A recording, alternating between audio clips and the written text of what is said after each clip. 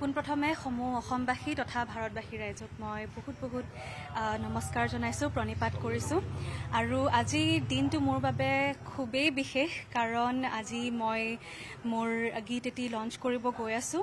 আৰু গীতটিৰ কথা বিশেষভাৱে যদি ক'বলৈ যাওঁ, মই ছিংগাৰ হিচাপেতো আছোঁ, ভিডিঅ'টিত এক্ট্ৰেছ হিচাপে আছোঁ, কিন্তু লগতে মই মোৰ সাংগীতিক জীৱনৰ নতুনকৈ এটা পাতনি মেলিছোঁ, সেয়া হৈছে কম্প'জিশ্যন।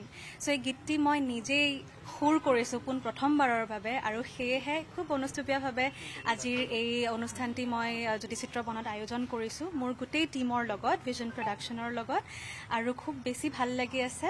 আৰু আমাৰ টীমত যিসকল শিল্পী জড়িত আছে, ডিৰেক্টৰ কওক, এছিষ্টেণ্ট ডিৰেক্টৰ কওক, মেকআপ আৰ্টিষ্ট, তেওঁলোকৰ কাৰণেও এই গীতটি কসমে উলফত বহুত বেছি স্পেচিয়েল, কাৰণ প্ৰত্যেকজনৰে একোটা পাৰ্চনেল ষ্টৰী আৰু তেনেকুৱা বহুত মানে পাৰ্চনেলি ক'ৰবাত কানেক্ট কৰি আছে, কাৰণ তাৰে বহুকেইজন শিল্পীয়ে প্ৰথমবাৰৰ বাবে কিবা এটা নতুনকৈ কৰিবলৈ গৈছে। ফৰ এক্সাম্পল, আমাৰ যিজন ডিৰেক্টৰ মানস গগৈ, তেওঁৰ এইটো প্ৰথমটো কাম, যিটো ভিজন প্ৰডাকশ্যনৰ জৰিয়তে তেওঁ আৰম্ভ কৰিছে, আৰু লগতে প্ৰথমটো ডিৰেকশ্যনৰ কাম। ঠিক তেনেদৰে আমাৰ এছিষ্টেণ্ট ডিৰেক্টৰ প্ৰত্যাশা, তাইৰো এইটো প্ৰথমটো কাম।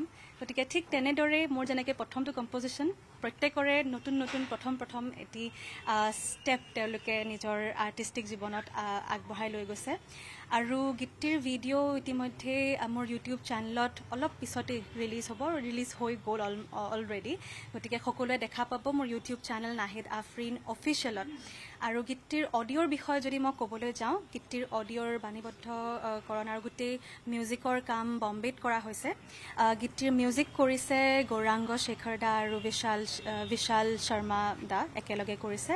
আৰু গীতটিৰ যি শব্দৰ সংমিশ্ৰণ, মিক্স মাষ্টাৰিং, সেই তাৰো কাম বম্বেতে কৰা হৈছে, ত্ৰিশাংকুল হকৰ দায়ে কৰিছে। ইতিমধ্যে যোনে অসমলৈ খুব সুনাম অৰ্জন কঢ়িয়াই আনিছে, তেওঁ ৰিচেণ্টলি ৰিলিজ হোৱা সৈয়াৰা মুভিখনৰ গানবিলাকত তেওঁ নিজে মিক্স মাষ্টাৰিং কৰিছে। গতিকে খুব ভাল লাগিছে আৰু নিজকে খুব গৌৰৱান্বিত হৈছোঁ যে ইমান ভাল মানুহৰ লগত মই বম্বেত কাম কৰিবলৈ সুযোগ পাইছোঁ। মোৰ প্ৰথমটো কম্প'জিশ্যন কসমে উলফত, আশা কৰিছোঁ সকলো ৰাইজে বহুত মৰম দিব, বহুত আশীৰ্বাদ দিব। ধন্যবাদ।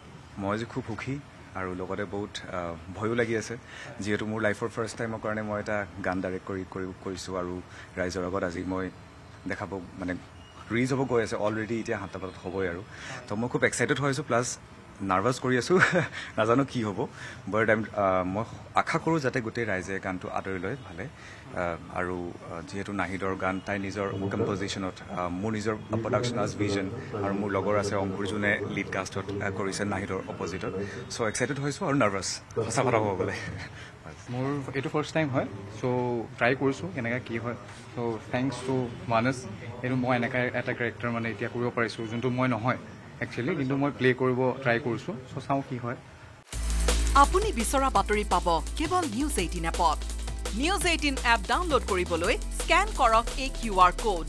গুগল প্লে ষ্টৰতো পাব এই নিউজ 18 এপ।